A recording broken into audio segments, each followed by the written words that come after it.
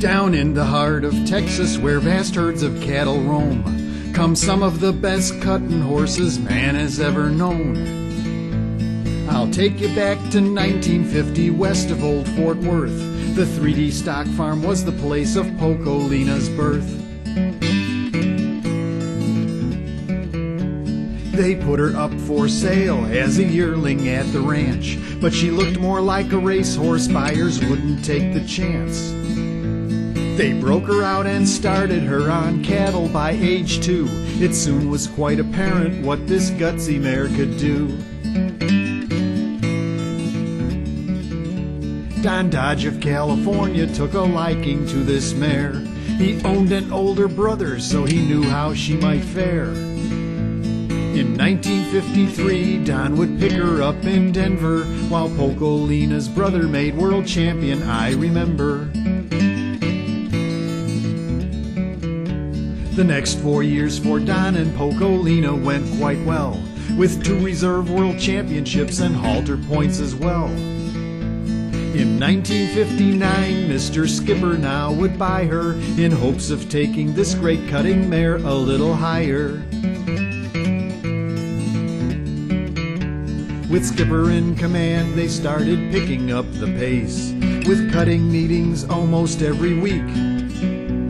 Her earnings amount rising and more titles every year. It's clear this plucky mare was at her peak.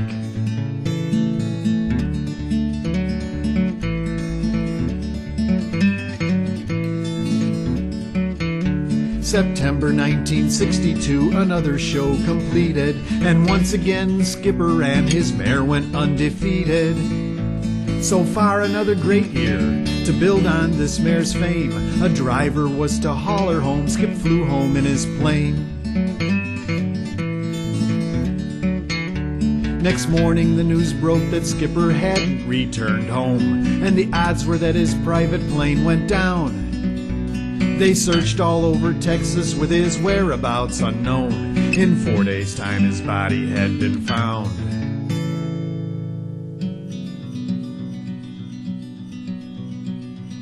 It's hard to say what happened in this time of great confusion. The truth was in the damage that was done.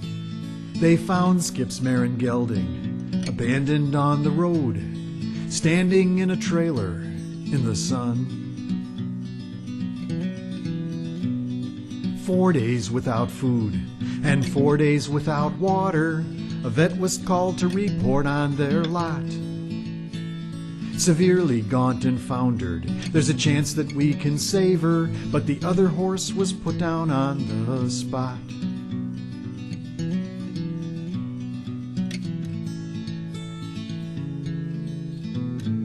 Don Dodge, her former owner, had heard about the news. He called up Jensen to see what he could do.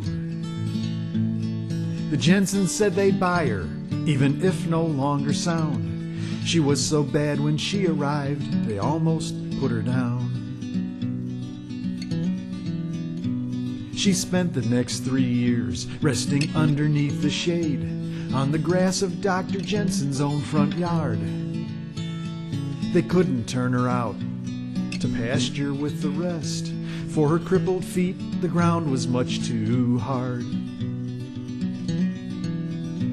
In the spring of '66, with her health somewhat improving, Steve bred her to his stallion named Doc Bar. Doc Lena hit the ground almost 1 year later, and they quickly bred her right back to Doc Bar.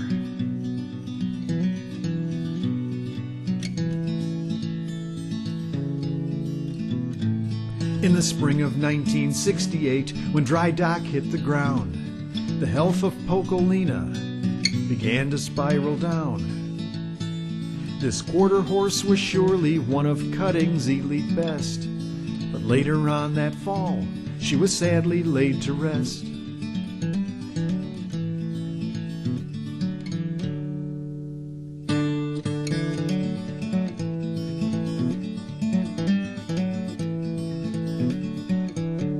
The cutting horse futurity, Doc Lena won. That was 1970. Next year, Dry Doc won.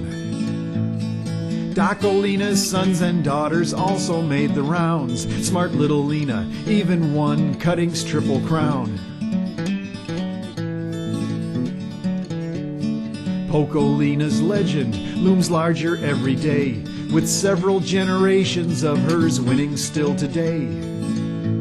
Hers was a tragic story, but still you should be gladdened to think this cutting dynasty almost didn't happen. Down in the heart of Texas, where vast herds of cattle roam, you'll still find the best cutting horses man has ever known. Ask anyone who's ever been a part of cutting's game about the first horse honored in the Cutting Hall of Fame.